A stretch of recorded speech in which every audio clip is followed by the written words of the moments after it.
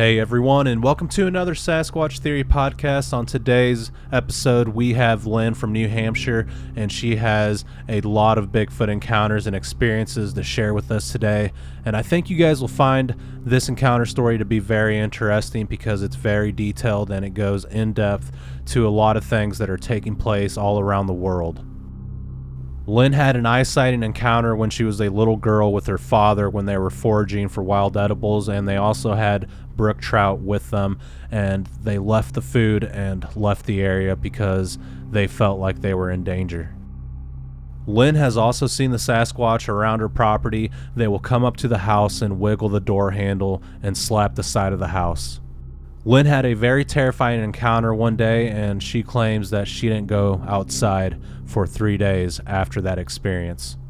Lynn's husband has also encountered these creatures, and he witnessed one of them walking across the road one day, and he described the creature looking both ways before it crossed the road.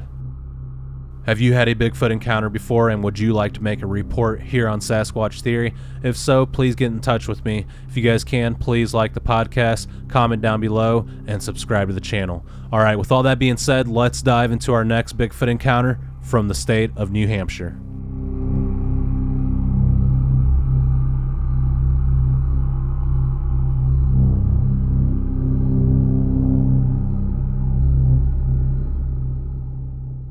Lynn, welcome to Sasquatch Theory. How are you doing today?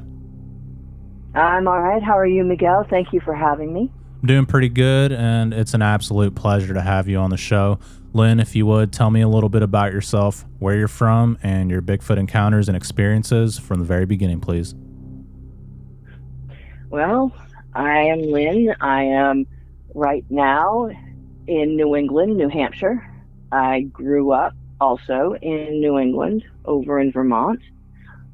And, I've had a few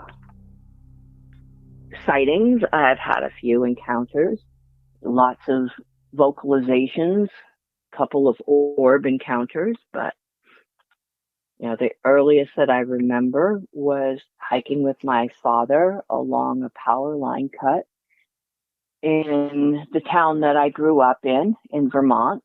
And, Dad and I were just kind of heading out. We were going to go to an old fire tower and have a cookout at the fire ring that they had there. And Dad had brought his fishing pole, and he was going to go ahead and, fish his way up there. And he told me to go ahead and pick some of the mushrooms that we knew and some of the berries so that we could have mushrooms along with the fish and, berries along with that. And we got up to the power line clearing, and there was a secondary reason Dad wanted to take that route, because we had a major storm come through in the summertime, and a lot of those lines had been taken down, and Dad was part of the power line crew that went and restrung that up, and he wanted to make sure that the bridge fix, as he called it, was still holding before the permanent part came in. So we were heading up there, and I was happily picking berries and grabbing some of the mushrooms that I knew that we had usually harvested. And Dad was, getting little brook trout, and he was putting them in a creel. And we came up to where the trail turned right into the power line swatch, and my dad just stopped. And from behind him, I saw this really, really tall man that looked like he was wearing this black fur coat, dark brown, black fur coat. And he was heading back into the woods on the other side of the power line cut. Now, I must have been about 11 or 12 at the time. And my father just stopped cold, put his hand over my mouth, shoved me behind him, told me, "Don't say a word." And he kind of pushed me backwards a little bit, and then he turned me around and again told me, "Don't say a word.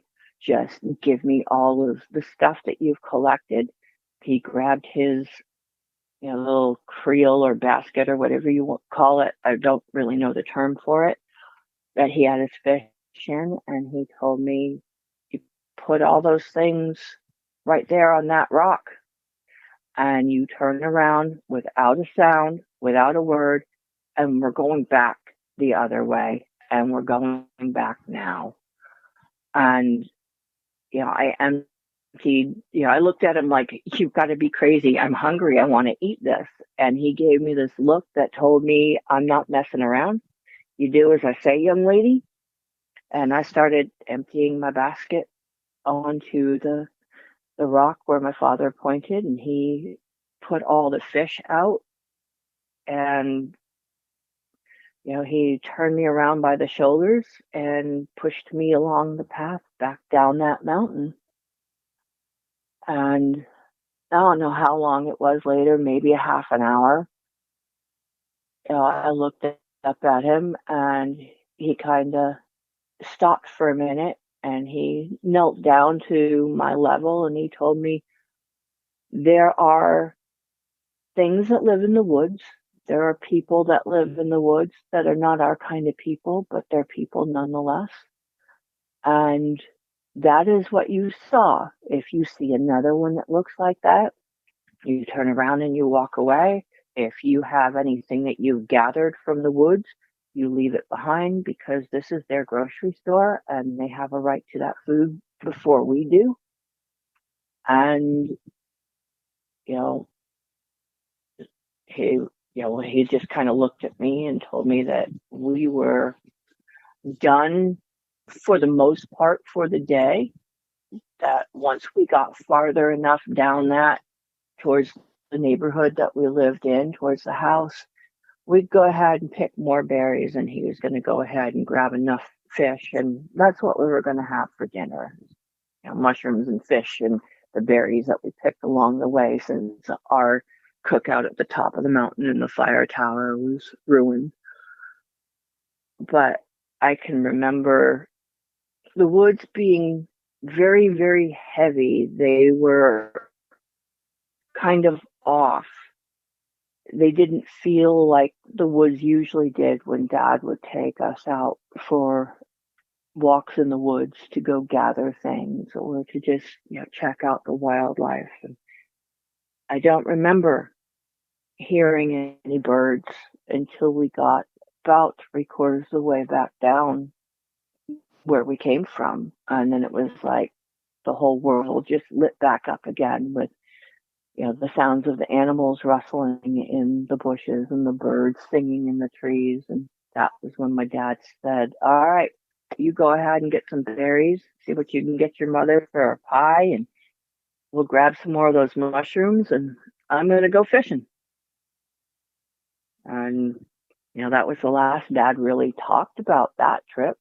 He did tell me if I had any more questions, I could come to him. Well, this was a few weeks later, and we had this 2-story house, and my siblings' bedrooms were up on the second floor. Mom and Dad were down on the first floor. And I can remember waking up in the middle of the night. I had to go to the bathroom, and I got up, and I saw eyes staring at me from my bedroom window on the second floor, and I just started screaming. And my mother came upstairs, and my dad came upstairs, and my mother kept telling me it was just a bad dream. It was just a bad dream.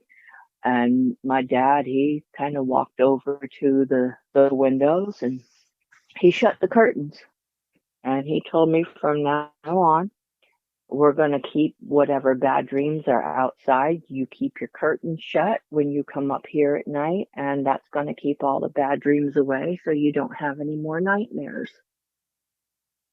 But Dad was kind of funny after that. And that was when we noticed that the Mom's apple tree and her pear tree and all of the fruit that we were going to go ahead and can, it was no longer there on the tree. And, Mom had an apple tree that was like 20 feet tall. It was huge. It was old. It was there before we ever moved in. And there was not an apple left on that tree. And the night before, it was full of apples, and we were going to go ahead and make applesauce and cut it up and put it aside and put by for the winter, applesauce and apple pie filling and all that sort of stuff. And nothing. No pears, no apples, no nothing.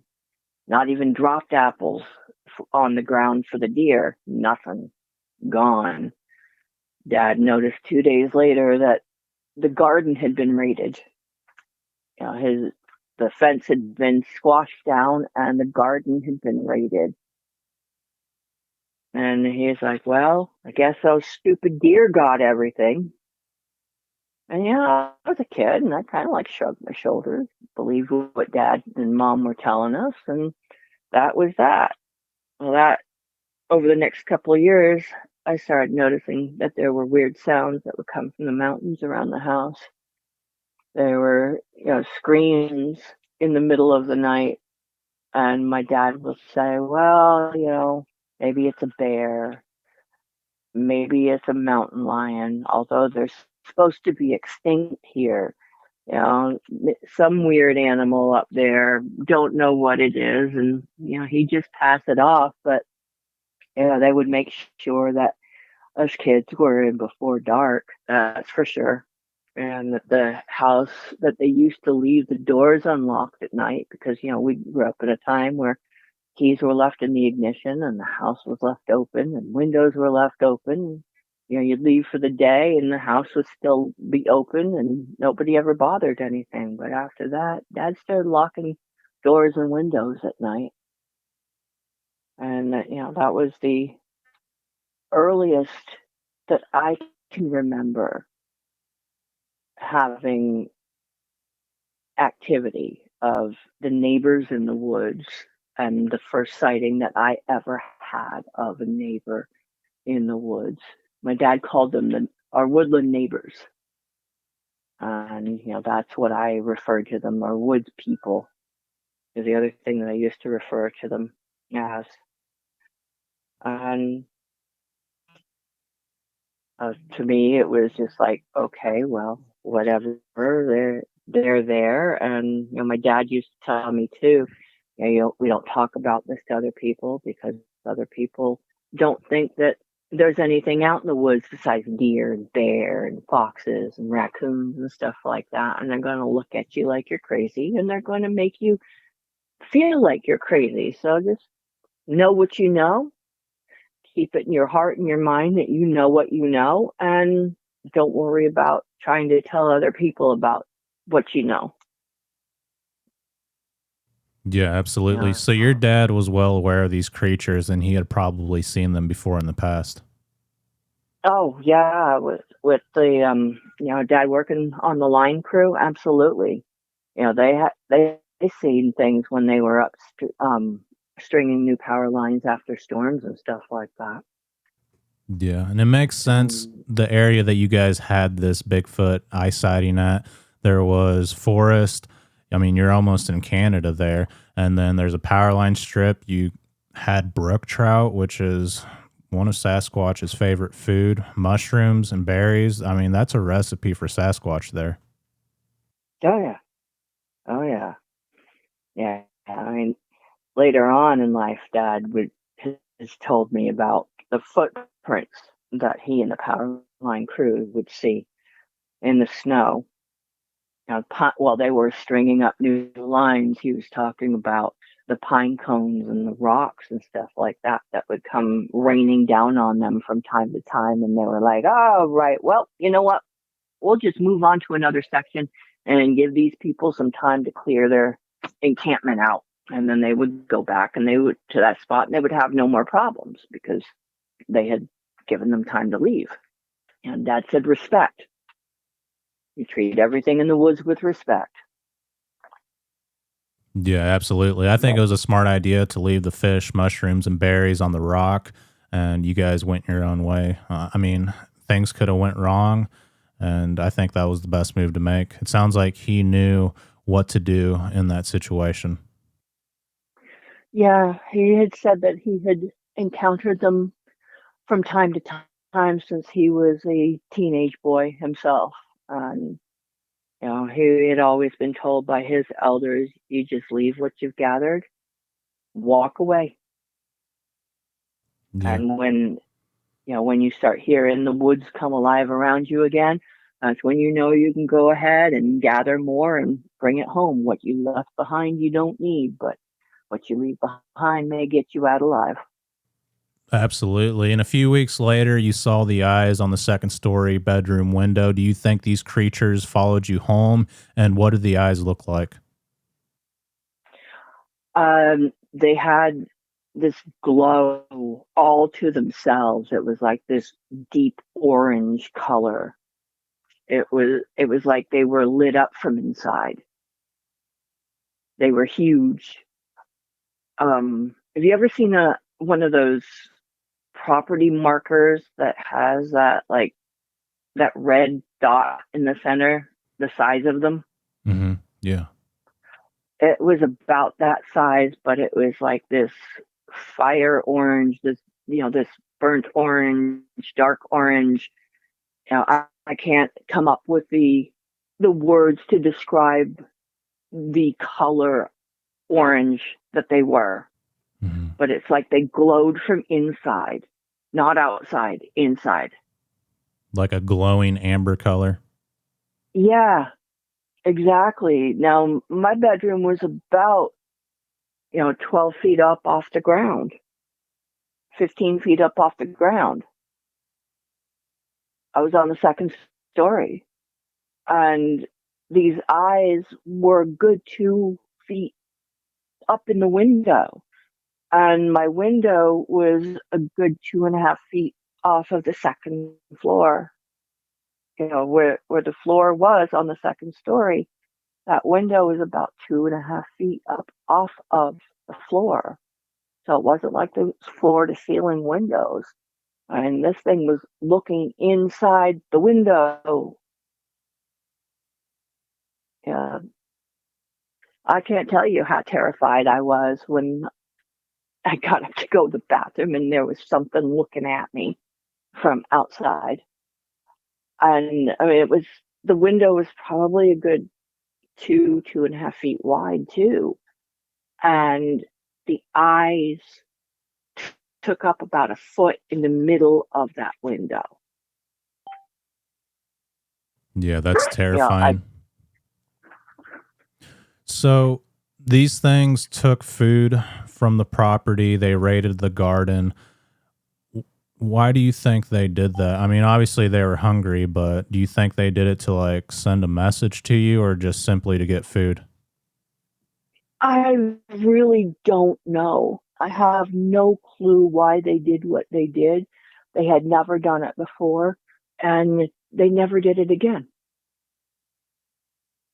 I can only guess now as an adult that it was directly related to my dad and I taking that hiking trip and still continuing to get food later on. Maybe they were still watching us from a distance and saw that we did take more food from what they thought was their source. Yeah, that could be the reason why. So what else happened throughout your life and what unfolded after this? Well, man, getting back to what my dad had been telling me, he said that there were a few times where he and some of his buddies were hunting and they were fishing, and he says they've had rocks thrown at the boat while they were fishing. They've had screams from the shoreline where they were fishing, and they've had sightings while hunting. And when they would see the forest people go up, you know, by their hunting stands, they knew that the hunting was over for that particular day. My father said that when they would be in their hunting stands or their hunting blinds, they would see or smell these things, and the woods would go deathly silent. And my dad's like, yeah, the hunting's over for that day. They just, blew whatever we were going to try to get right out of the water. And, that was that. And he'd come home with that look on his face. And my mother would tell him, ask him if he had a good hunt. And he's like, well, no, those neighbors, they like to kind of ruin things occasionally for us. No deer for us today, but that didn't mean that Dad wouldn't come home with one later on in the season. But he said that it was, it was kind of dicey there a few times for them. Yeah, absolutely. My grandfather, he was born and raised in Georgia. And he used to tell us when we go down to visit him about the boogers. And my grandfather would make sure that we were in before nightfall. As the sun was going to get down, we had to be in the yard. As dusk was falling, it was on the porch or inside the house.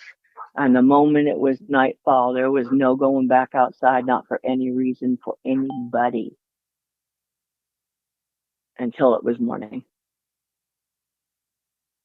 He used to tell us, you need to come in now or the boogers are going to get you. And he told me as an adult that he used to get chased out of his hunting and fishing spot areas. And he used to hunt in the mountains of northern Georgia. And he said that he used to get chased out routinely in this one place that he would go. And he never did tell me where that one place was. He called it his honey hole, and he said he was keeping that to himself. But he would get chased out because I guess it was these things honey hole too, But he said that he, growing up, they would have their gardens raided. They'd have their farm animals taken. They'd have their chicken coops broken into. He said one time they woke up in the morning and there was this huge, huge hole in the chicken coop roof. And about half of the 50 birds that they had in there were gone. Never saw them again. Their eggs would get raided. Their gardens would get raided. And he said that they would hear a whole bunch of caterwauling going on at different points in time during the month. And they knew it was the boogers. This was back in the early 1900s, 1930, mid to late 1930s is the period of time he was talking about. Oh, wow. So the Sasquatch activity has been taking place for a long time. And I find it interesting that he would call them the neighbors or forest neighbors, because they kind of are. I mean, they're a lot closer than what people think. Yeah, they are.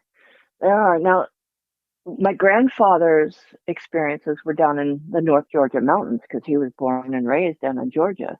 And, my parents, they moved up here to New England, after growing up down in the South themselves. But so it was two different regions of the country that encounters in my family have happened. Oh, yeah. These things are all over Canada, going down into Florida. And that just tells you right there that you can find the Sasquatch pretty much in any region of North America. Oh, I believe it. I believe that you can probably find them just about anywhere in the world you want to go, if you look hard enough. Absolutely. Okay, Lynn, so what else happened, and can you walk me through these experiences? Well, where my husband and I live and where we've raised our family over the past 20 years, it is like way out in the middle of pretty much nowhere. I'm not going to say where it is, but I have sent you personally the coordinates of where we are. We moved here 20 years ago, and the place that we moved to was this old, rundown, dilapidated shell of a place that we bought as a fixer-upper, and we never moved because we decided, good soil, good ground, lots of room, it far away from the cities, don't have to deal with it. We like it here. We live off grid, and but when we moved here, we started noticing that things were off. Like we would hear the sound of somebody walking at night out from the woods area out around the house, walk up on the front porch, wiggle the doorknob, and we'd go to see who it was, and there was nothing there. But this thing kept happening for about a year and a half. Never did actually see what it was, but the footsteps were hard enough so that we could feel it slightly tremoring through the house. Now, we also would go outside towards dusk and we'd start having rocks thrown at us. And my father, putting two and two together with my father's stories, I kind of went, all right, well, everybody and everything needs to be tucked in as the sun's going down. We're going to leave nighttime for whatever it is that's out there. We don't need to be going outside. And, pretty soon the rocks stopped unless we were outside, having we would sometimes go out and we'd light a fire and we'd sit around the fire ring. And that's sometimes when rocks and stuff would come in from the woods that are literally 20 feet away from the house. So we'd have rocks come in from that direction. Sometimes we'd have sticks come in from that direction. And that's when we, put out the fire and my husband look at the woods. All right, we're going. And if we didn't go in fast enough, in the middle of the night while we were sleeping, we would hear this really loud, like a car hitting the house. The whole house would shudder and it would shake. And it was, one of the most terrifying things to wake up from. You'd think like a tree had just dropped on the house. And since we don't really live like right next to the road, we know it wasn't a car that was coming in. But at that point in time, we also had a chicken coop that we had started to put up, and we had a pasture that we had enclosed. We were going to put some goats in there.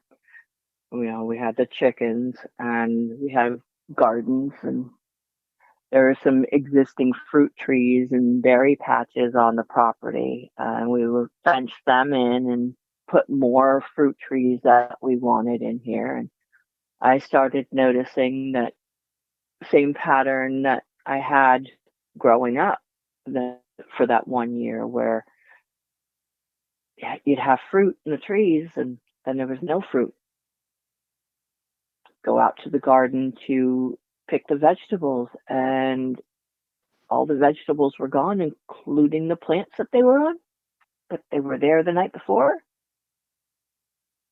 So I kind of looked at my husband and I said, all right, we got to figure something else here.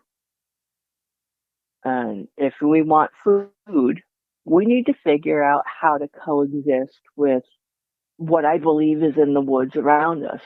And that was when my husband said, yeah, well, I saw something up by the mailbox, which is a quarter of a mile away from the house up the driveway. He said I was walking up there and I saw something cross the top part of our driveway, cross the road, and keep on going. He said it was dark brown, almost black. He said it took literally 3 strides across the road. It looked right, it looked left, and it went across the road. He said, but what was weird to him is it didn't turn its neck. It turned the whole top part of its body as it was looking to make sure that there was no cars or traffic coming down the road. He said, I decided at that point in time, mail didn't need to be checked that day, and he turned around and came back home. But he told me, yeah, I've seen what you think is taking from us. We had also had several hens go missing.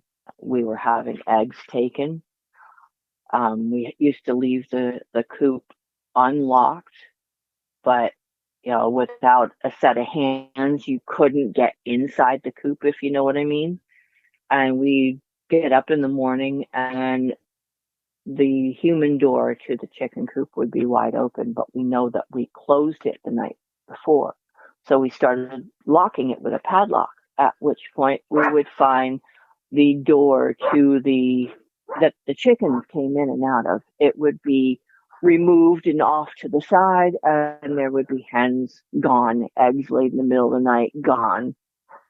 Anything that, and the hens were all piled up in a corner way away from where that door was, and they wouldn't move, they wouldn't lay eggs, they just kind of sit there all terrified in their corner, didn't want to come outside. So we ended up locking that door with a padlock too. And that was when the handprints, the first set of handprints that we saw almost 18 years ago on the windows would appear. Now, our house is all one story, but they would sit there. It's built into the side of the hill, so some of the windows are farther up from the ground level than some of the others. And we'd see handprints on the windows. We'd see smudges going down alongside of the barn. We never did get the goats because of the chickens were being harassed that bad, and we wanted to leave the goats out in the pasture with a little shelter in there. What was going to happen to them if hens were disappearing? So we decided not to get those. We decided not to get the cows either because we didn't want those taken off. If they were going to be eaten by anybody, they were going to be eaten by us, not by anything that might be neighboring us in the woods. But that was about the point in time where I talked to my dad and I talked to my grandfather. It was right before my grandfather died, and my grandfather said, all right, well, this is what my mama did, and maybe it would help you. Leave some of your eggs. Leave any of your hens that died in the middle of the night. Leave some of your excess produce. Take it out into the woods. Tell the woods, this is for you. I will leave things behind that I don't need, but please don't just come and take the food out of our mouths. We'll share with you what we can when we can, but leave the rest of it alone. And, past 17 years, this method has worked for us. We don't have things going missing unless that stupid fox comes into the yard. Our gardens are left alone. Our trees are left alone. And our livestock is left alone. And I intend to continue doing that practice because I like eating too, Yeah, absolutely. The handprint on the window, that is very interesting. And you took a photo of that. Why do you think they touched the window? Do you think they purposely did that? I think they were trying to peek in between the curtains that were drawn to see what was inside at night or what we were doing. Yeah, I agree. And it seems like their hands are very oily. I've heard other researchers talk about that. It's almost like they got bacon grease all over their hand. Oh, it took me well over a week, and multiple washings with Dawn and degreaser to get the handprint off the wall off the wall and the window, because when you went outside, there was another handprint that didn't photograph, but it was like right there about 4 feet away from the one on the window. It took me forever to get it off the window and off the wall. Yeah, that's interesting. Recently, my Australian Shepherd has been going into the woods and he'll come back and he's really greasy. And I touch him and it's like, ooh, there's like grease on my hands. I don't know if he's like sweating really bad or if he's playing with one of these things. I don't know. Does he smell? It doesn't, I mean, it smells like oil. I don't know how to explain it. It's got like an oily smell Um, to it. no, I understand what you're talking about. Yeah, I've got a couple of other dogs too that are Rhodesian Ridgeback crosses, and those guys will take off into the woods and come back, and they'll be all nasty and mungy yet. But my Australian Shepherd mix, she she just sits there and she barks at the woods. Gets to a certain point during the day or the towards the evening, first thing in the morning, she'll just bark at the woods, bark at the woods, bark at the woods, and then come back in the house like, nope, I've done my duty. I've let you know something there. Now I'm going to come inside and you go deal with it. But they don't harass the cats and they don't harass the dogs and they don't harass the chickens anymore. So I'll take that as a win. Yeah, absolutely. What else has happened on the property and what other finds have you come across? Well, I've sent you pictures of the footprint that was in the mud of the driveway that happened 3 weeks ago. We've had really rainy stretches of weather, and my driveway gets to be a swamp with all the mud, and we don't dare bring a vehicle up and down the driveway when it gets like that because we've had to be pulled out before. It just like sucks your vehicle in, and we'll just pull a hand cart and kind of walk up and down if we're going to do errands, or if we're just going somewhere, we'll park the car at the top of the driveway and we'll walk in and out. And it was really, really rainy, really muddy, and I was headed out to do errands that morning, and I noticed a lot of deer print because deer are in the pastures that we have here all the time.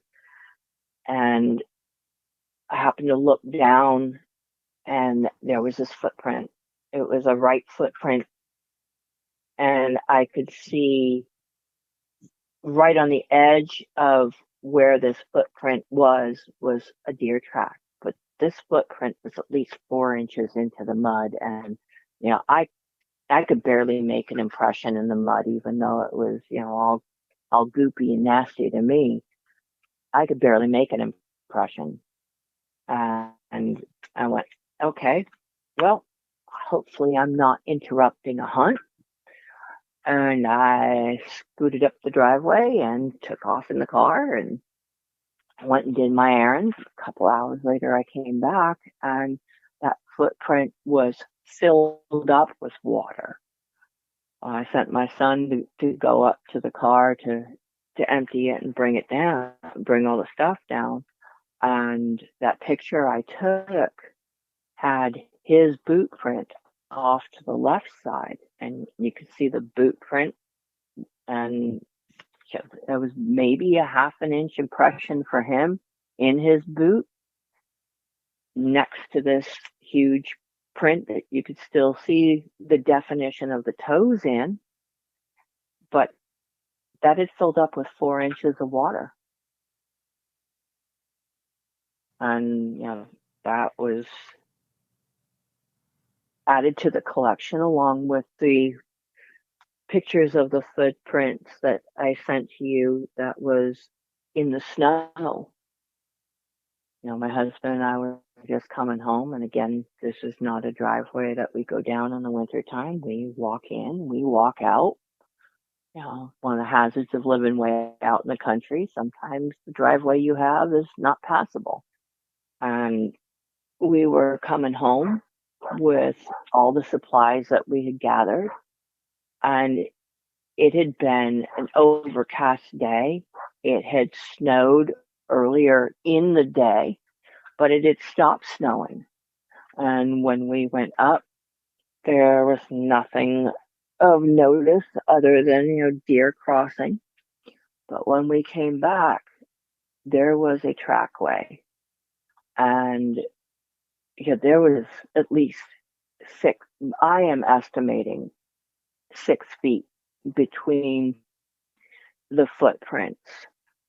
And it was like in this straight line, one after another, walked along the driveway and then out into the field. And I took pictures of right foot, left foot, right foot, and the next left foot was 6 feet away in the field. That was, for us, it was up to the middle of my thigh, and there was no way I was going to walk through all that snow to continue to take pictures. I am a weenie that way. I am not doing it. Not happening. I do not like getting stuck in the snow. So I went ahead and went back into the house, put all the stuff away. My husband went outside, made sure that the hens were secure for the night, knowing that they had just been through in the past couple hours, because we weren't gone more than 3 hours. Yeah, that's interesting. And they look like excellent tracks to me. What about the rock that you found? Can you tell me a little bit about that? Well, we had gone ahead and put some eggs and put some produce that we had bought at the grocery store that was getting a little sketchy for our liking. So I told my son, I said, just take this all out and put it by that rock that we put stuff in. And, here's some of our hen's eggs, and we've got more that we need to wash. So we're not going to eat these. And, we fed some off to the neighbors up the street that really couldn't afford the prices of eggs this past winter. And, I told him, I said, go make a deposit. Just let them know that it's here. So he went out to where we usually leave things that we don't need anymore, and, apples or whatever, and woke up the next morning, and there was this huge chunk of white quartz with gold veining through it that was about the size of my palm, sitting there on the front step. It was not there when we went to bed. It was there the next morning. And, I went ahead and picked it up, brought it inside, went, cool. They gave us something back. All right. Here's a thank you gift. And I cleaned what dirt there was on it, which wasn't much, but it looked like it came out of the river with how clean it was. Or it had been washed off at any point, at some point at any rate. Yeah, that's really interesting. One of my guests had a crystal quartz rock with gold veins gifted to him along with other smooth rocks on his porch. We've had a geode too. We've been given a geode as well. And, that I don't know where that ended up. My son opened up the door, saw that was there about 2 weeks ago, and I don't know what he did with it. He took it off before I could snap a picture of it. Yeah. Okay. But that white quartz with the gold veins in it, I have now sitting on the windowsill on the living room window. So if they happen to come by, they will see that their gift is appreciated and it's sitting there. Yeah, absolutely. That's an amazing rock, and that's a cool find as well. I'd hold on to that for sure. Oh yeah, absolutely, absolutely. I'm pretty impressed with it. It's beautiful. It really is. The beauty in that rock, the beauty that it's in nature to begin with. Yeah, for sure. So, So it sounds like they're still around. You've had recent activity, and you're probably going to continue having activity since you live way out in the middle of nowhere and you recently found that track. yeah, I mean, they were definitely here when we moved in. You know what my husband and I told we, like I said, we took my grandfather's advice. My grandfather was part Cherokee, and he said that the people that he grew up with, they would just kind of walk into the woods.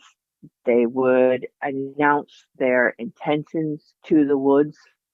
They would attempt to live in harmony with them because they've been here a lot longer than we have. That we are trespassers on their land and they are putting up with us. We're squatters. They're putting up with us. So, if you got a little extra, put it out there because that is how his mother just stopped them from coming in after a while and raiding everything that they had. Yeah. Yeah. I figure if it works, don't fix it. As far as, these people going out intentionally gifting things to see what sort of a reaction, and double-edged sword as far as I'm concerned. And, maybe what we're doing is also a double-edged sword. But at this point, they've stopped taking. Yeah. It seems like people coexist with these things knowingly or unknowingly, and the Sasquatch tolerate them. And sometimes they're kind, and sometimes they are very ticked off, and that's just how it is. Well, we've had over the past 20 years screams, we've heard whoops, we've heard roars coming from the mountains around us. Um, Past few months, we've heard owls, but only during certain points of the moon phase. And the owls start off across the street, up on the mountain across the street, and they're really, really big lunged owls, I'll tell you that much. And they move really fast, kind of like they're flying, but not really.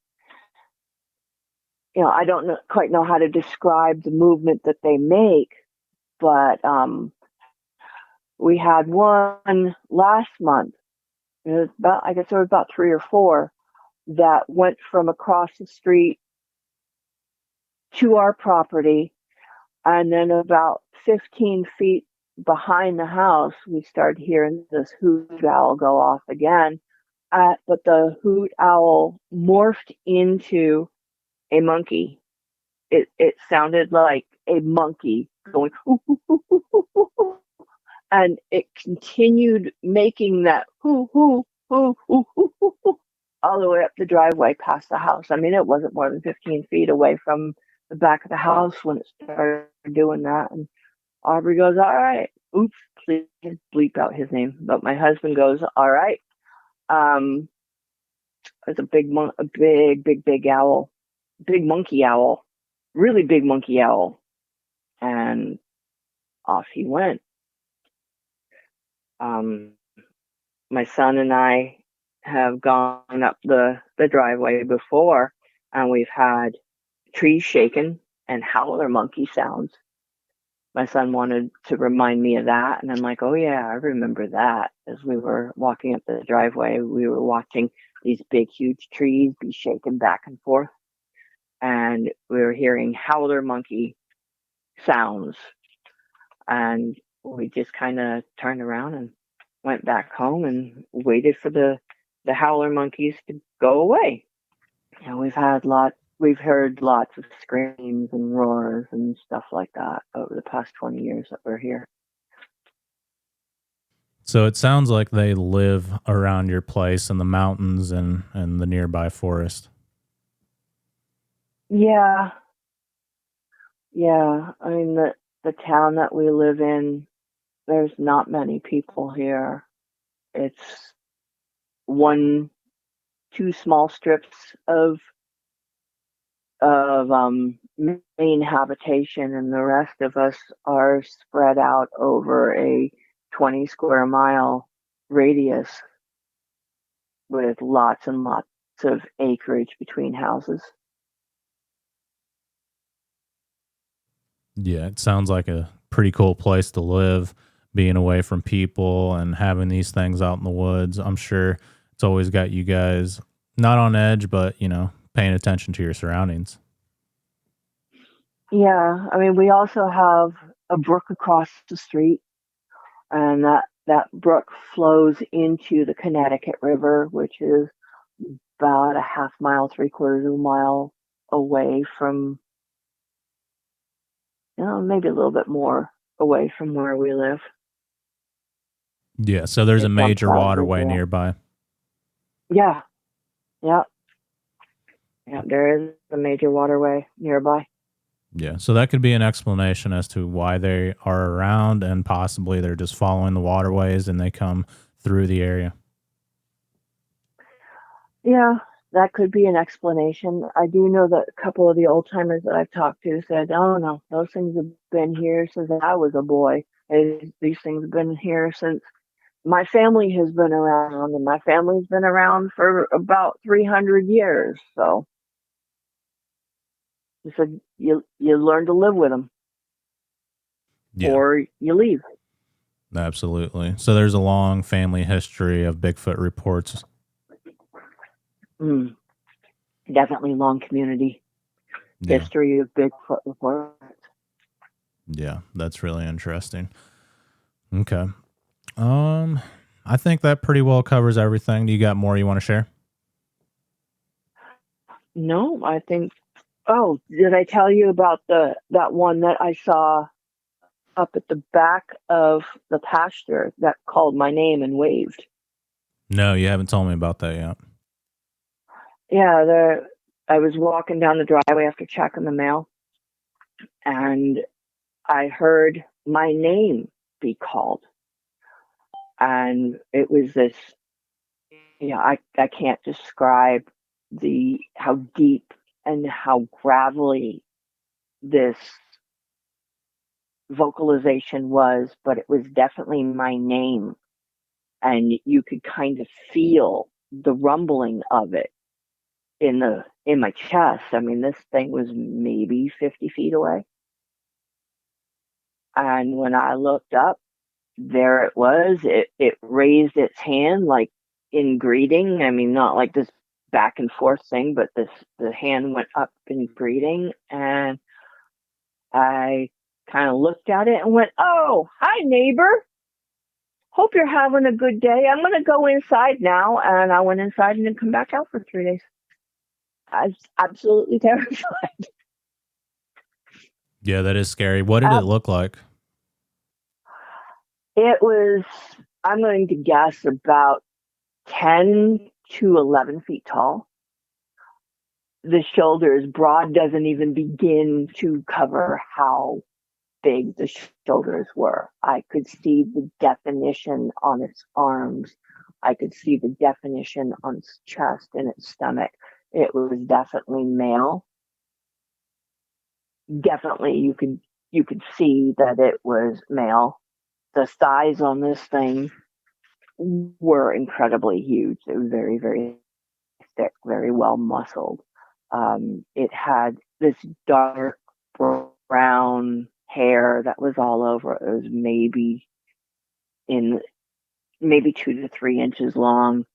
The sun was hitting it just the right way, so that, I mean, the hair on it was like this dark glossy chestnut brown, absolutely beautiful in color.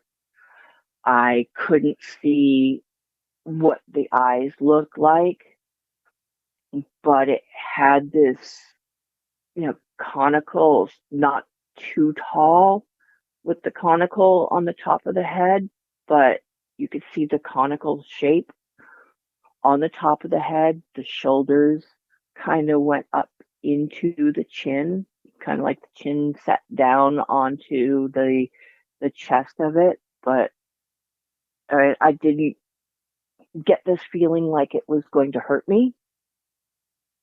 What I got was this feeling that my brain was overloaded and I needed to go inside now. But it was huge. It was just huge, and it blew my mind. It was huge.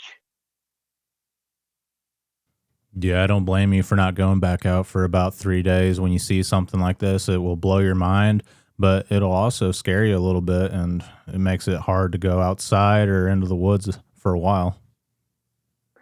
Yeah, for a while I wouldn't go outside by myself. I'd make sure that one of the kids was with me. One of the older kids was with me. I wouldn't go outside by myself. I wouldn't let them go outside by themselves. I'd make sure that they had the buddy system. Wouldn't let the little ones out in the yard. Nope. Nope. And last year, I had some grandchildren here playing and running around, and one of my grandkids came up to me and, basically it was like, Grandma, what's that person doing in the woods watching us? All the kids in the house. Grandma wouldn't let him back outside. Wasn't happening. Wow. Yeah, so it sounds like Wasn't there's a happening. lot going on out there. Yeah. I'm glad you're And that, documenting your finds as far as like the handprint, the rocks, the tracks. Do you ever try to, I don't know, like keep something around in case you have another eye sighting to film it? I've got my phone, and I suppose I could grab that, but I don't even think about that in the moment. It's the last thing on my mind. Yeah. However, if I hear those owls again, I do have a recording app now downloaded so that I can, capture that particular vocalization, because I want to know what this is. Owls aren't that loud. Yeah, Owls don't absolutely. turn into monkeys. Yeah, they'll mimic owls, and it'd be cool to document any of the audio that you hear in the mountains or around the house. And if you see one, try to film it with your cell phone. But I definitely understand when you see something like this, your phone is the last thing on your mind, and it will definitely put you in shock. It does. It kind of rewires the brain. It kind of puts you on momentary stun, you know, as far as what do I do other than I heard my dad's voice in my head, just turn around and leave. Just turn around and leave. So it acknowledged me that day, and I acknowledged it back and kept on going, turned around and left. Last thing on my mind was, oh, wait, hold on a second and let me get my cell phone out and take a picture. I wanted to go. If that makes any sense.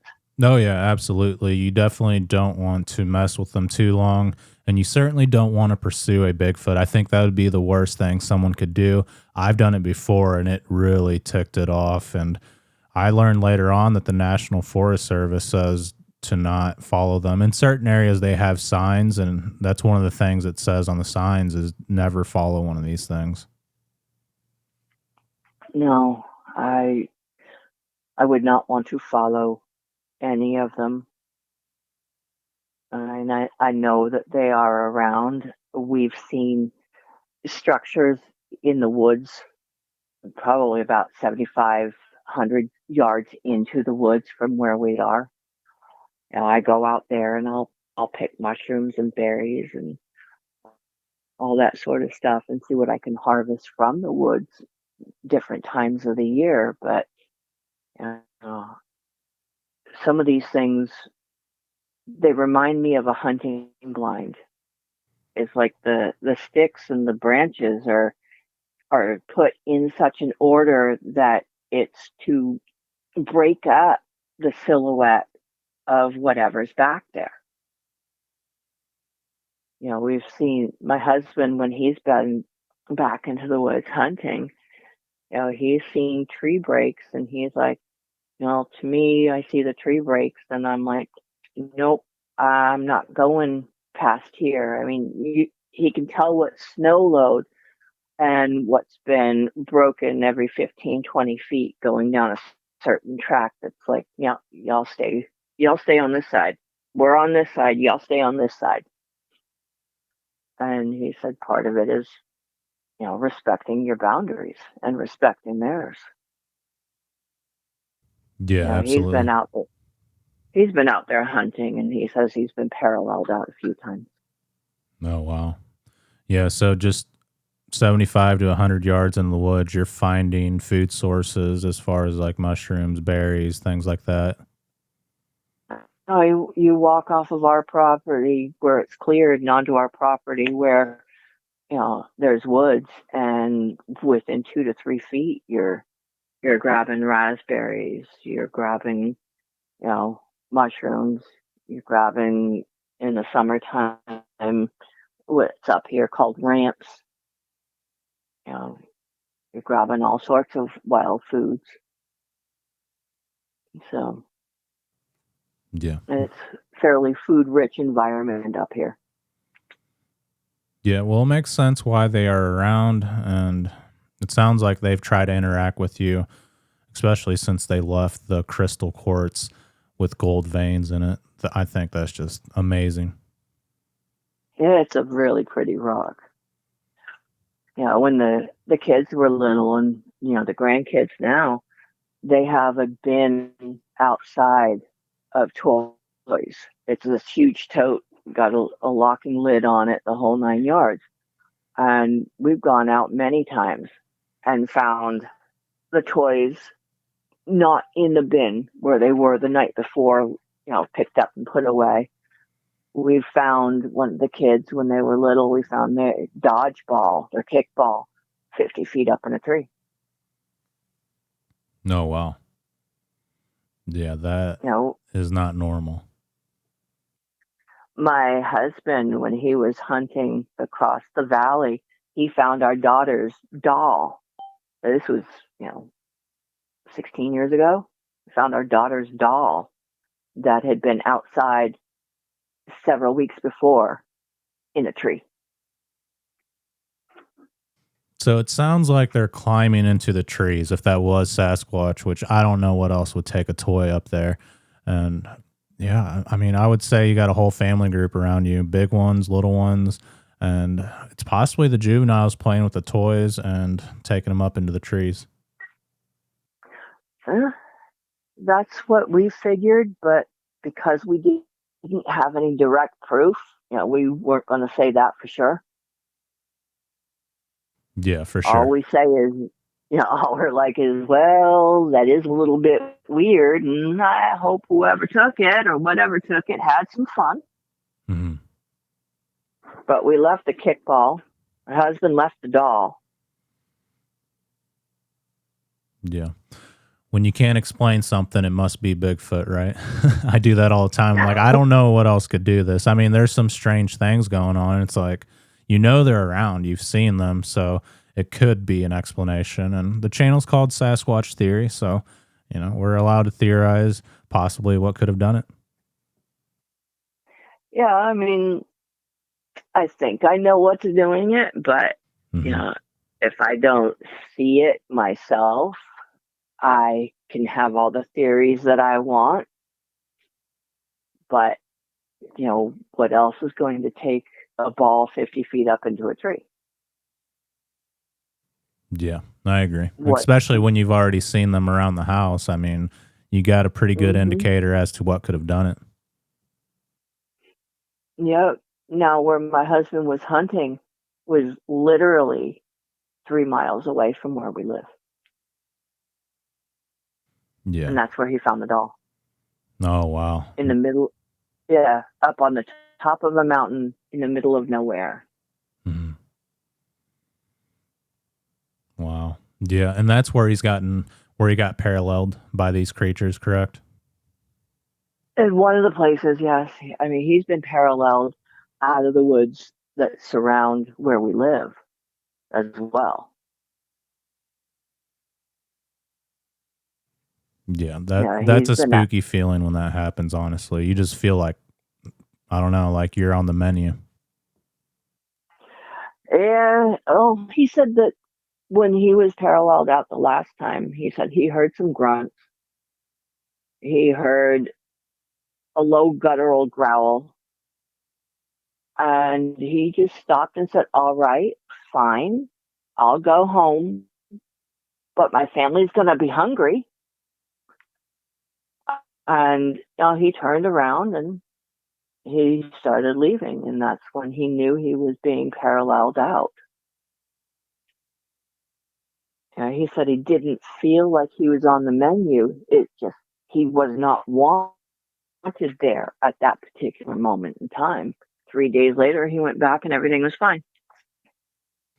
Yeah. I got paralleled at a conservation area when I was bow hunting one night, and it was scary because I was miles back there. It was pitch black, and this thing was pacing me in the woods. I would stop, it would stop, and I just felt like, I don't know, like if you're walking on the street and you got this, I don't know, this bad guy behind you with a knife in his hand following you. You know, it's just like a dark feeling. That's how I felt anyways, but I was miles out there in the middle of nowhere. So it's like, oh man, what's going to happen?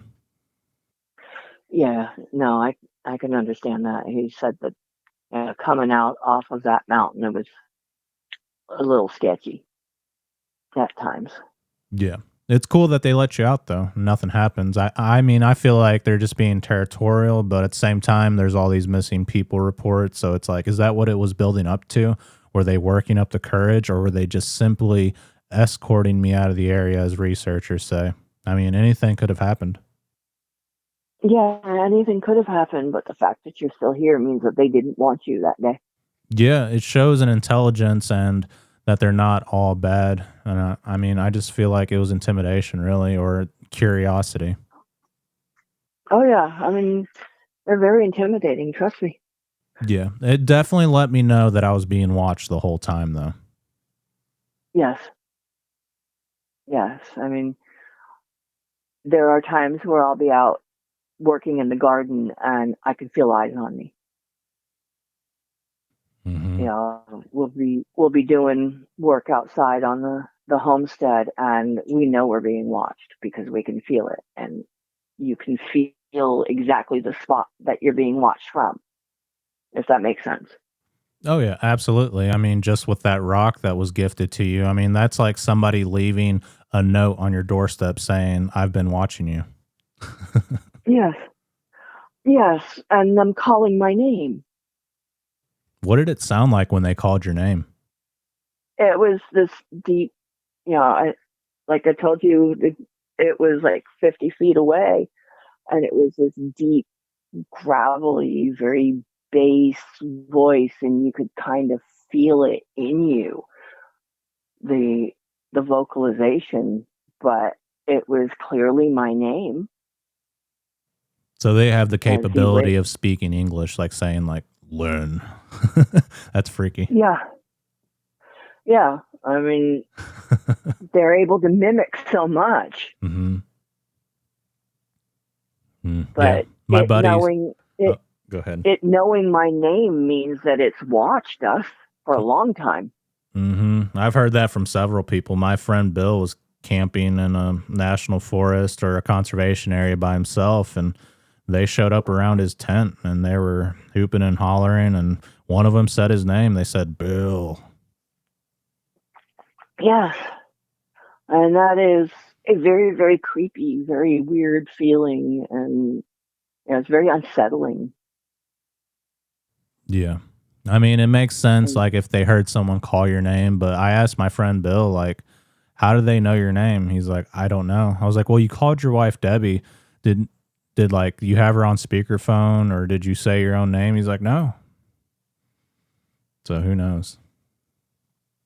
Oh, I mean, my name has been said I don't know how many times over the past 20 years. Yeah, that would make sense in that case. You know, your husband says, hey, Lynn, get over here. Yeah, exactly. Exactly. You know, people that we've had in, they've called my name. You know, when my parents have come up to visit, they've called my name. So Yeah. I think one of the spookiest things that you mentioned was something would rattle the door handle. Do you feel like they were trying to get into the house, or was it just intimidation, or they were just being funny? Like, what do you think was going on there? I think that they were trying to intimidate us when we first moved in here. They don't do it anymore. Yeah, They stopped doing that a long time ago. that's good. And I mean, But you were experiencing the rock throwing. It sounded like a car hit the house. Do you think they slapped the side of the house? What do you think happened there? I think that's quite possible that they slapped or they hit the side of the house. There was also one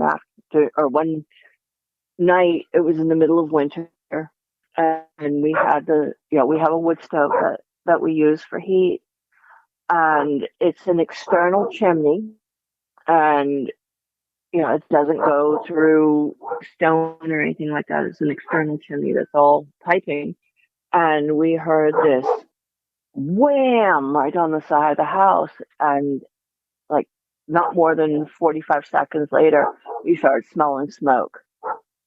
We got up and we looked, and the smoke was now backing up into the house. So my husband went running out the back door with a flashlight, and we had 4 segments of that piping that had been smacked off of the chimney.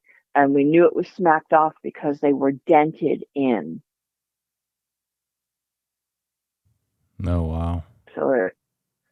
So in the middle of the night, he was out there banging the piping, trying to get it put back into rough shape so that he could put the chimney back together so that we could stay warm that night. It was like 20 below. Mm-hmm. It was cold out there. Yeah, that's terrifying because you don't know like if the house could possibly burn down when they do stuff like that. Exactly.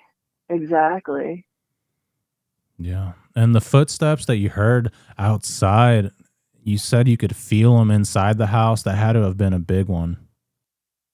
Yeah, or it was just stomping really hard, but you'd hear thump, thump, thump, thump, thump. It was this rhythmic walking from the woods around the house to the front of the house, and then the doorknob would start to wiggle and shake. Wow. And that was pretty scary. And we thought, well, maybe it's some hazing from some of the neighbors around here that really don't like new people moving in. But when they tried to, even the heaviest of our children tried to recreate the depth of the rumbling, they couldn't do it. They also couldn't get the house to have that vibration tremor go through it that we were experiencing at night when that was happening. Yeah.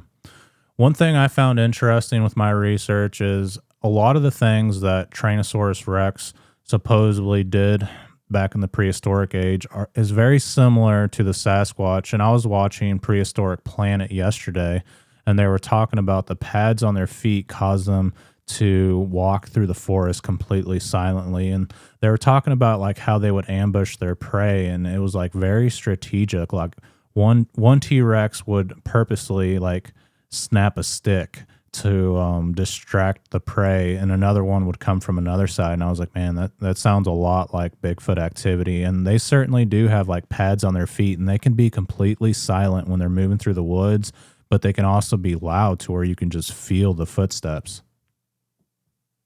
Yeah. I have heard similar theories about that. I've also had some of my grandfather's relatives say that, if you hear that twig snap, don't stop, don't freeze, continue to go, start moving away from it, keeping in mind that if there's one, there's more. And if you've got one that's trying to hold your gaze, that means something else is coming up from your rear or your sides. Absolutely. It's an ambush and a distraction. Don't really look at it, just keep on going. But be aware that you're being flanked. Mm-hmm. Yeah. So it sounds like you've handled these encounters pretty well. I mean, staying inside and not coming out, that's pretty normal, because one night the entire clan showed up outside and I was sitting inside. I had the window open and I was hitting them with the spotlight. I mean, I pretty much saw everything. I saw the entire clan, but I did not go outside that night, and it kind of messed me up for a few days. Like, I didn't want to go in the woods. No, you don't. Mm-hmm. And I don't blame you, because that's scary. Yeah. A lot of people want to see these things, but I know without a doubt, when you know that they're outside or around your tent, you're not going to have the same attitude that you had before. Like, oh, I really want to see one of these things, or I want to hand it an apple and hang out with it like my buddy. It'll terrify you. And like you said earlier, it will rewire your brain, and that is no joke. No, you just don't understand the depth until you experience it yourself. You don't understand the depth of what it does to you and how it just shuts things down and rewires you. And when you come back into the way you're supposed to be, you don't think that way anymore. Mm-hmm. Yeah, it'll change everything. After your encounter, did you have like an adrenaline dump? Like, did you feel it for like 2 weeks? Like, you kept replaying the encounter over and over? Like, you were wired, I guess? Over and over, and it was there in my dream time as well as my wake time, and it was almost like, PTSD for a while. Anything that moved, I'd look towards the woods, I see any shadow, and I was done. Mm-hmm. But yeah, I replayed it over and over and over in slow motion, fast motion. I still do sometimes. Yeah, absolutely. I call it cryptid PTSD, and I think it's a real thing. I mean, people like start finding, they think like every stick that's broken could possibly have been done by Bigfoot, and I do it too. Maybe it's not, but like, you start looking at things differently, and I think it's almost like somebody that comes back from war. Like, any sound is like potential danger, and it'll kind of make you snap a little bit or replay the incident over and over in your mind. Yeah, you do have a heightened awareness of what's out there. I mean, I didn't necessarily have that heightened awareness before that first encounter, but, going outside, going into the woods, over the past 40 plus years, that head is looking everywhere. Every sound that you hear, you're gauging, the wind, the smells, every noise, every lack of noise. You pay more attention to your gut too than you ever did before. The situational awareness just goes off the charts. At least it did for me. Yeah, it really does. Did they ever leave you the rabbit with the head missing in the middle of the trail or anywhere? Have you ever found anything like that? My husband has found feathers. My husband has found antler sheds. He'd be walking into the woods, come back on the same path 5 minutes later, and there are antlers sitting there on the ground. And that's what he was out there looking for, was antler sheds. Because he wanted to have antlers so that he could rattle them for hunting the next year.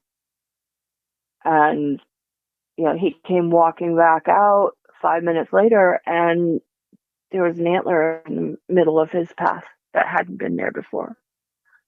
He had feathers sitting there in his path. One day he went out to a blind that he had set up, and there were turkey feathers hanging off the blind.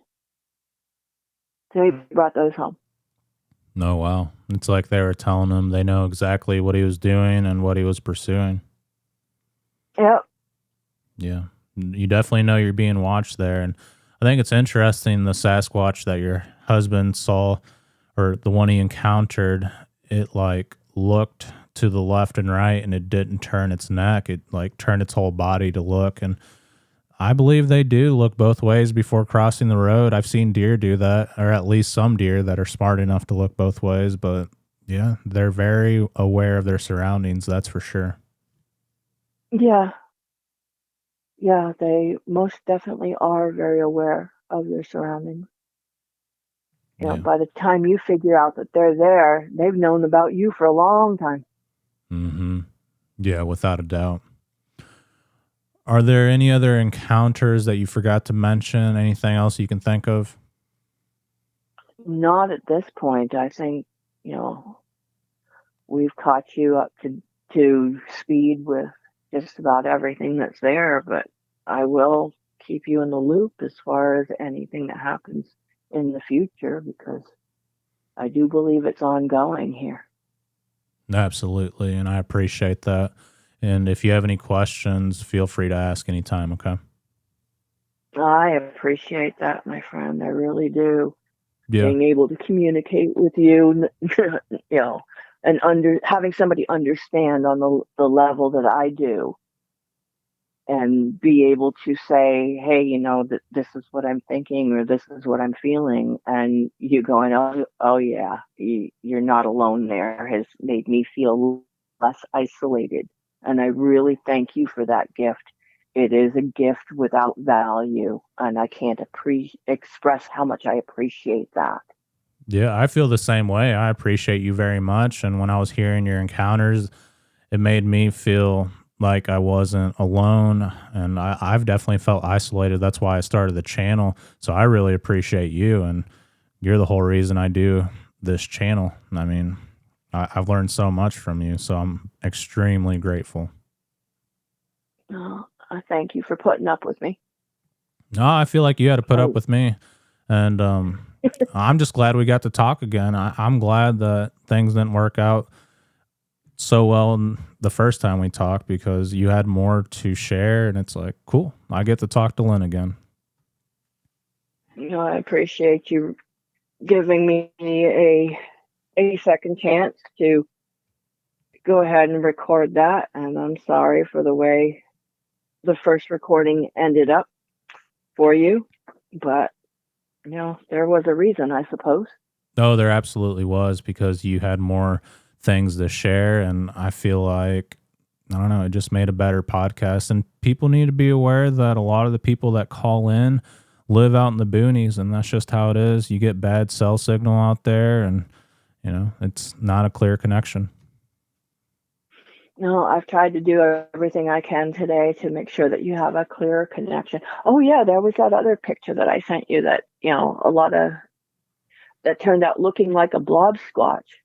One night I was sitting there in the middle of winter, and I heard this noise at the living room window, and when I kind of peeked through the curtain, there was that face staring back at me that I did try to take a picture of, but turned out to be this blob squatchy thing. But I could see where the two eyes were, and I could see where the mouth and the nose were through the picture. And I'm sorry, it was blob squatch, but that was actually one that I did pick up the phone, because the phone was in my hand. I was playing a video game, and I hit the shutter button real quick, but it didn't turn out very clear. Yeah, well, at least you tried, and I appreciate you for sharing it with me either way. The flash kind of got in the way and sent everything backwards, but I actually pinned that curtain shut for a period of a few days. Like, nope, not opening up day, not opening up night, not gonna, nope. Yeah. Well, they're looking through the windows. That handprint is huge. How high up was that handprint, by the way? 8 feet. Wow. Yeah. 8 feet. That's incredible and unnerving at the same time. Yeah. Yeah, when we got the measuring tape out, it was 8 feet up from the ground. Wow. Okay. Well, you keep your eyes peeled and your head on a swivel in the future, and I know you already do. So anything else that happens, let me know about it, and I would definitely like to hear about it. Absolutely, I can do that for you. And as soon as we capture any of that owl audio, I will send it to you. I don't have the ability to process it through to find out what it might or might not be. Mm-hmm. I don't have the ability to figure out what hertz or megahertz or whatever they call it, that those things, that the audio is coming from. Maybe you do. Maybe you've got some people that you can run it through. Yeah, I definitely do have people that I can run it through. And, some researchers say it has to be within a certain frequency for it to be Bigfoot. I personally don't believe that, but I respect their opinion on it. Yeah. All I know is when you have an owl that turns into a monkey, that's not an owl. Yeah, my opinion on that is because, like, let's say, for example, when the one said your name, Lynn, like, it's not vocalizing to where it sounds like a woolly mammoth or something like from the prehistoric age. Like, it's just like saying something. Or when it does the owl calls, or if they do mouth pops, I don't feel like that's going to be in a frequency similar to where if they scream super loud, like, it's going to vary. So that's why I don't think that if it's not in this certain frequency, then it's not Bigfoot like other researchers think. But that's my opinion. Who knows? What do I know, right? Well, like you said, it's all a theory.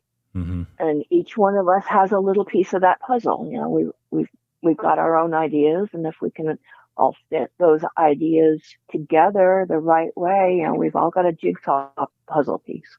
Absolutely. I feel like everyone's opinion is important, and no one is right or wrong. Well, maybe some people are right and maybe some are wrong, but I'm saying, like, we're all adding a little piece of the puzzle in the end.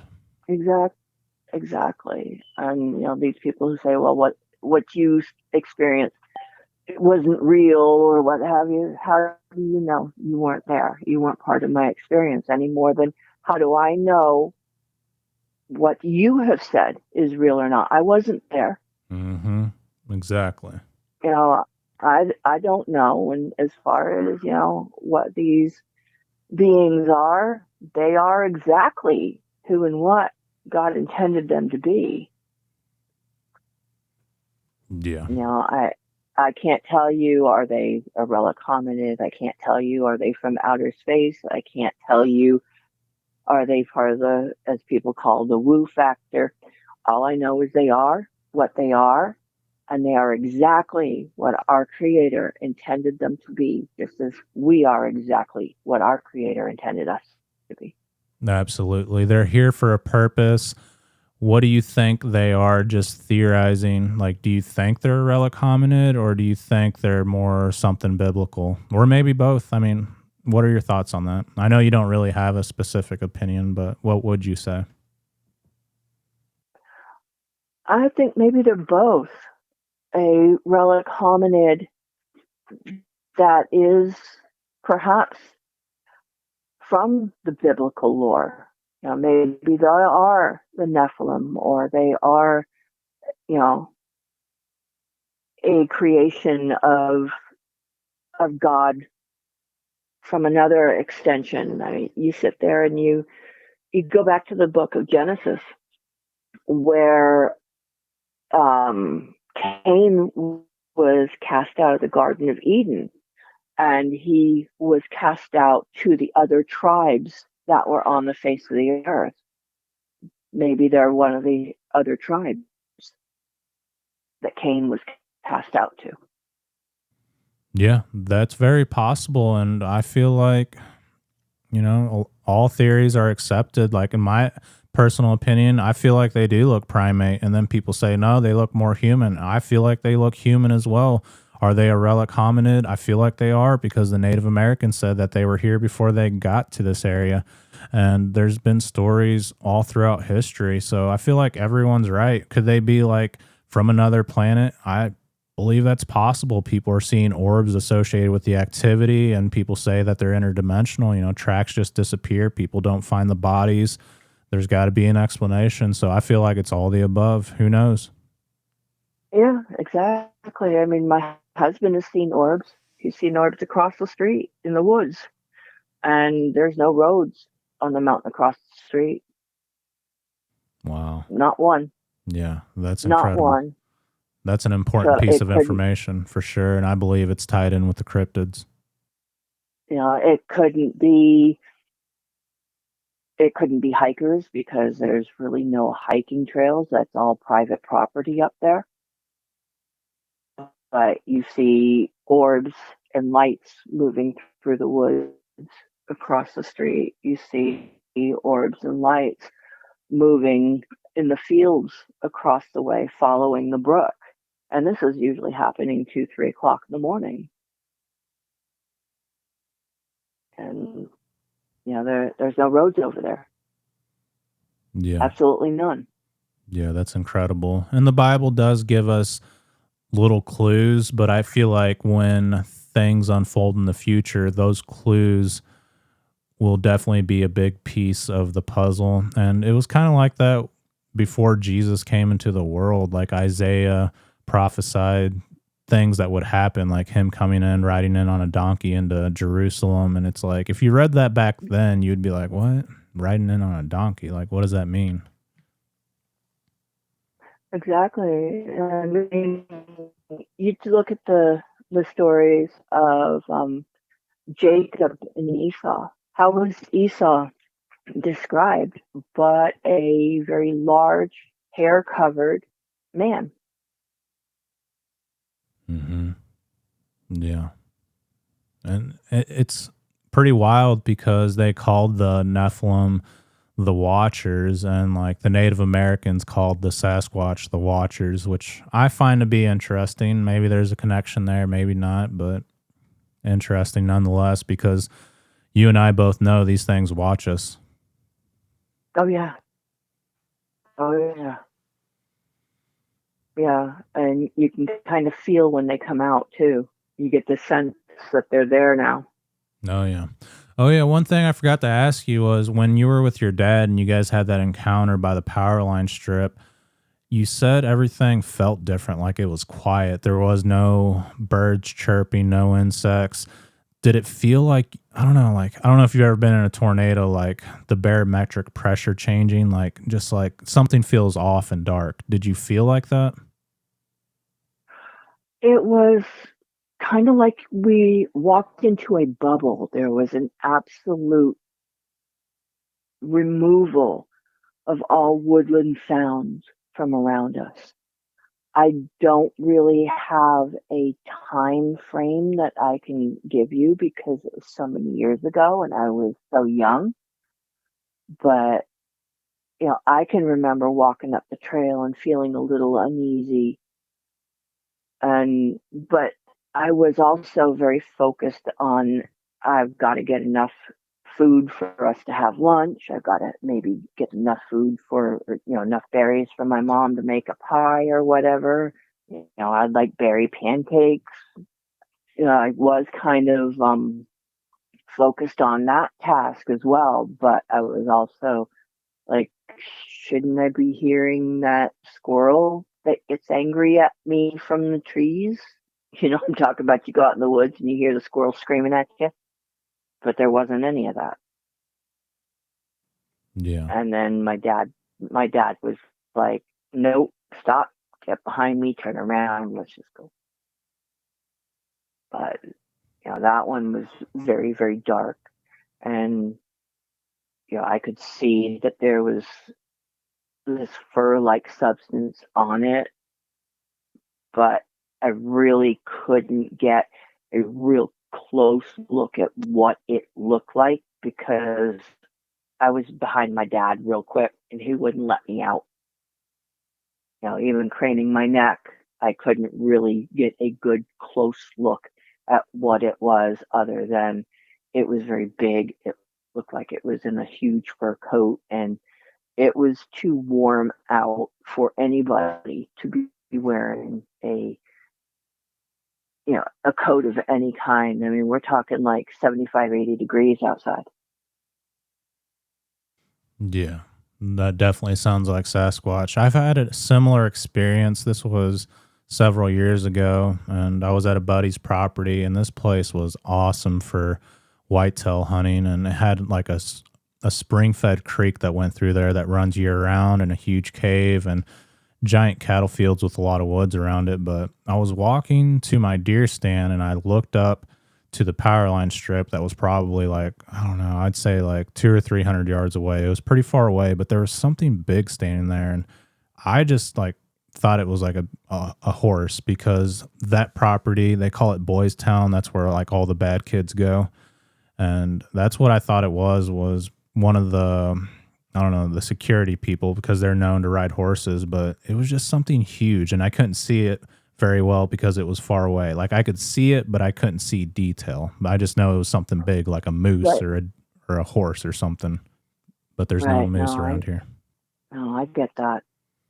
I understand exactly what you're saying. Mm-hmm. I hadn't seen the Sasquatch at that point in time, so Bigfoot wasn't on my mind. I've only had experiences before that, as far as like being screamed at or finding broken trees and strange things like that. So I didn't know what it was at the time, but looking back on it now, I'm like, whatever that was, it was huge.